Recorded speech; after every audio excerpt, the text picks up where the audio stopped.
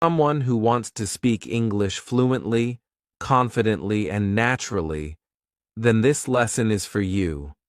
Today, I am going to teach you how to think in English, which is one of the most important steps to becoming a fluent English speaker. We all know how frustrating it can be when we have to stop and translate sentences from our native language into English before speaking. It slows us down, makes us feel less confident, and often leads to mistakes. Wouldn't it be amazing if you could skip that translation process and just think in English from the start? Well, I'm here to tell you that it's possible. By following 4 simple stages, you can train your brain to think directly in English, and trust me, this will make a huge difference in how you speak. Before we start, don't forget to subscribe to Simple Spoken English if you haven't already. This way, you won't miss any of our lessons that will help you on your journey to speaking fluent English. Now, let's get into today's lesson: how to think in English. Stage 1. Think in verbs. The power of action. Words. The first stage of learning to think in English is to focus on verbs. Verbs are the action words in a sentence. They describe what's happening. Why do we start with verbs? Because action is all around us. And if we can think about what's happening in English, we can start forming sentences in our heads more quickly. Let's take an example. Imagine you are walking through New York City, specifically in Central Park. You see people everywhere, all engaged in different activities. What are they doing? Some people are running, others are talking. You see a dog chasing a ball and someone feeding pigeons. These actions are described using verbs: run, talk, chase, feed. By observing the actions around you, you can start thinking about them in English. This process of observing and identifying actions is something you can do anywhere. Whether you're standing at a bus stop in London, waiting at a traffic light, or sitting in a cafe in Paris, there are always actions happening around you. For example, on a busy street in Tokyo, you might see people walking quickly, someone riding a bicycle, or a group of friends laughing. You can mentally note these actions in English: walk, ride, laugh. But what if you're at home, where there's not much happening? You can still practice thinking in verbs by imagining scenarios or using pictures. For instance, look at a photo of a family picnic. What actions do you see? Maybe they are eating, playing, or relaxing. Even when you're indoors, you can practice identifying actions by thinking about what you might do in different situations. Imagine you're in your kitchen. You might be cooking, cleaning, or washing dishes. Key practice. Tip: set aside 5 to 10 minutes each day to practice thinking in verbs. Pick a different place each day and focus on the actions happening around you. As you do this regularly, you'll train your brain to think about actions in English, making it easier to describe what's happening in the moment. Stage 2. Think in nouns. Naming the world around you. Once you've practiced thinking in verbs, it's time to move on to nouns. Nouns are words that name people, places, things, or ideas. Just like verbs, nouns are everywhere. Everything around you has a name, and if you can think of these names in English, you'll be one step closer to thinking and speaking fluently. Let's take an example from a different city. Imagine you're in Sydney, Australia, standing by the famous Sydney Opera House. As you look around, you see the building, harbor, and many tourists taking photos. You also see a boat in the water and a few seagulls flying above. Each of these things is a noun: building, harbor, tourists, boat, seagulls. It's important to practice thinking in nouns wherever you are. If you're at a market in Delhi, India, you might see fruits, vegetables, spices, and vendors. These are all nouns that describe the objects and people around you. Even if you're just sitting in your room, you can look around and identify nouns. For example, you might see a table, chair, book, and laptop. Another great way to practice thinking in nouns is to describe what you're carrying with you. What's in your bag? Maybe you have a phone, some keys, and a wallet. If you practice naming these objects in English, it will soon become second nature. Over time, this will help you think faster and more clearly in English. Key practice. Tip: spend a few minutes each day naming the objects around you in English. Whether you're outside, at home, or even traveling, challenge yourself to identify everything in English. For instance, if you're visiting Barcelona, Spain, look around and name things like buildings, bicycles, cafes, and tourists. The more you practice this, the more your brain will automatically think in English. Stage 3. Think in sentences, connecting verbs and nouns. It's time to move on to the next step, thinking in sentences. This is where you start putting verbs and nouns together to describe what's happening around you in full sentences. At this stage, it's important to start simple. Don't worry about making long, complicated sentences. Just focus on creating short, clear sentences that describe what you see. For example, if you're in Cape Town, South Africa, looking at Table Mountain, you might say, "The tourists are climbing the mountain. The sun is shining. The wind is blowing."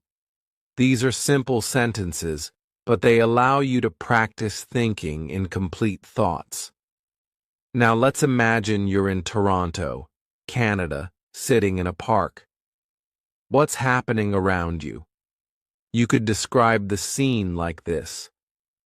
A family is having a picnic. The children are playing with a ball. The birds are flying in the sky. These sentences are short, but they effectively describe the environment around you. As you become more comfortable, you can start making your sentences longer. For example, if you're in Berlin, Germany, walking near the Brandenburg Gate, you might say, "A group of tourists is taking pictures of the monument. Some of them are listening to their tour guide, while others are checking their maps." This sentence combines multiple verbs and nouns, giving a fuller description of the scene.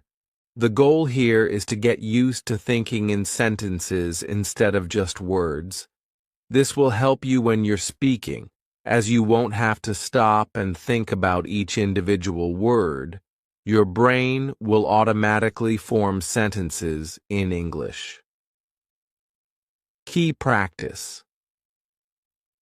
Tip: every day, take 10 to 15 minutes to describe your surroundings in sentences, whether you're at home, in the office, or walking through a new city. Try to form complete sentences in your head that describe what's happening. For example, if you're in a cafe in Rome, Italy, you might say, "The waiter is serving coffee. Two friends are chatting at the next table. A couple is reading a menu." This practice will make thinking in English much more natural. Stage 4. Think in paragraphs, bringing it all together. The final stage is to move from thinking in sentences to thinking in paragraphs. This means describing everything around you in more detail, telling a full story, or creating a more vivid picture of the scene. Imagine you're visiting the Great Wall of China. Here's how you might describe it in a paragraph. I'm standing on the Great Wall, and the view is incredible. The mountains stretch out as far as I can see, and the wall winds its way across the landscape. There are tourists all around me, taking pictures and walking along the wall. I can hear people speaking in different languages, and there's a cool breeze blowing through the air. The steps are steep, and the stone is worn from centuries of use. In this paragraph, you've combined everything: verbs, walking, speaking, nouns, tourists, mountains, wall, and sentences to create a full description of the scene. By practicing this, you'll start thinking in English more naturally. You won't just be forming short sentences. You'll be able to describe things in full detail. Let's take another example. Imagine you're walking through a bustling market in Istanbul, Turkey. You might describe the scene like this. The market is filled with people, all busy shopping and bargaining with the vendors. I can smell the spices in the air, and the bright colors of the rugs and textiles catch my eye. A man is selling tea from a cart, and groups of tourists are taking photos. The sound of people talking and laughing fills the air, and the atmosphere is lively and energetic. When you practice thinking in paragraphs, you are training your brain to describe events and scenes in full detail without stopping to translate from your native language. This stage is essential because it helps you not only think in English, but also express your thoughts in a more coherent and fluent way. By focusing on forming paragraphs, you can talk more naturally and at length, which is key when aiming for fluency. Let's take one more example to practice. Imagine you're sitting in a cozy cafe in Amsterdam, Netherlands. Here's how you might describe the scene in a paragraph. I'm sitting at a small table by the window, sipping my coffee. The cafe is warm and inviting, with soft music playing in the background. Outside, I can see people riding their bicycles along the canal. The sky is cloudy and it looks like it might rain soon. Inside, a few people are reading books, and a couple is chatting quietly over their breakfast. The smell of freshly baked bread fills the air, and the atmosphere is calm and peaceful. In this paragraph, you've combined all the elements, verbs, nouns, and sentences, to create a vivid picture of the scene. This is the final stage of thinking in English, where you can describe situations in detail, just as you would in your native language. Final practice. Tip: take a few minutes each day to describe your day in a paragraph. Think about what you did, what you saw, and how you felt. The more you practice, the easier it will be to think and speak in English fluently. Start from the moment you woke up and think about everything that happened. What did you do? Where did you go? Who did you meet? Try to describe it all in English. For example, today was a busy day. I woke up early and went for a walk in the park. The weather was nice, and I saw a lot of people exercising. After that, I had breakfast at a small cafe. I ordered a cappuccino and a croissant. Later, I went to work and had a meeting with my team. We discussed our new project, and everyone had great ideas. In the evening, I met a friend for dinner at a restaurant. We had a great time catching up and talking about our week. This type of daily practice will not only help you think in English, but also improve your ability to recall and describe events in detail. Putting it all together. Achieving fluency through practice. By now, you should have a clear understanding of the 4 stages of thinking in English. Think in verbs. Focus on action words and describe what is happening around you. Think in nouns. Name the people, places, and things you see in your surroundings. Think in sentences. Combine verbs and nouns to form short, simple sentences. Think in paragraphs. Bring everything together to create detailed descriptions of scenes and events. Each of these stages builds on the previous one, helping you develop the ability to think directly in English without the need for translation. It's important to practice each stage regularly, as this will train your brain to process information in English more naturally. Why thinking in English is essential for fluency. Now that you understand the stages, let's talk about why this method works. When you first start learning English, you likely translate from your native language. This is natural, but it creates a delay in your speaking. Instead of speaking smoothly, you have to pause and think about what to say, which can make you feel less confident. By practicing thinking in English, you eliminate that translation step. Your thoughts will naturally form in English, making your speech faster and more fluid. When you can think in English, you'll also find it easier to have conversations, express your ideas, and respond quickly in discussions. For example, imagine you're at a job interview in London, and the interviewer asks you to describe a challenging situation you faced at work. If you're thinking in your native language, you might need a moment to translate your thoughts into English. But if you've trained yourself to think in English, you can respond immediately and confidently, without hesitation. The same goes for everyday conversations. Whether you're chatting with friends, giving a presentation, or even ordering food at a restaurant, being able to think in English will make the process much smoother. Practical exercises to help you think in English. Now that you've learned the 4 stages, here are some practical exercises you can do to improve your ability to think in English.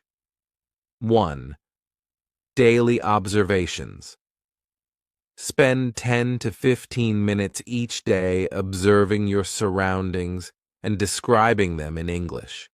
Whether you're on the bus, at the park, or walking through your neighborhood, challenge yourself to describe everything you see using verbs, nouns, and sentences. 2. Picture descriptions. Find a photo from a magazine, website, or your own photo album. Look at the picture closely and describe everything you see in English. For example, if you're looking at a picture of a beach, you could say, "The sand is white and the water is crystal clear.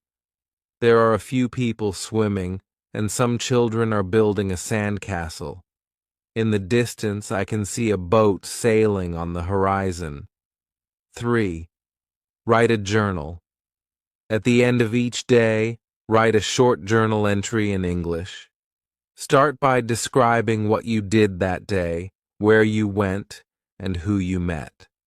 As you practice, try to include more details in your descriptions. 4. Talk to yourself.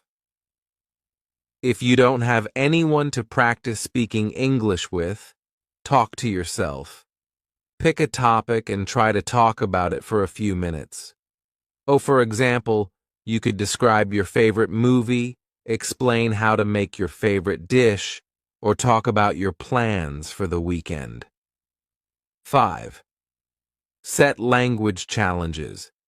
Challenge yourself to think in English for short periods throughout the day. For example, set a timer for 5 minutes and commit to thinking only in English during that time. Gradually increase the time as you become more comfortable. Final thoughts. The road to fluency. Learning to think in English is a journey, and it requires patience and practice. The more you engage with the language, the more natural it will feel to think, speak, and express yourself in English. By following the 4 stages, verbs, nouns, sentences, and paragraphs, you'll build a strong foundation for fluency. Remember, the key to success is consistency. Practice every day, even if it's just for a few minutes, and you'll see improvement over time. It's normal to make mistakes, but don't let that discourage you. Every mistake is an opportunity to learn and grow. So, are you ready to take the next step on your English learning journey? Start practicing today, and soon you'll be thinking in English like a native speaker. Thank you for joining me in today's lesson on simple spoken English. Don't forget to like this video, subscribe to our channel, and hit the notification bell so you won't miss any of our upcoming lessons. Keep practicing, stay curious, and I'll see you in the next lesson. Hey, hey.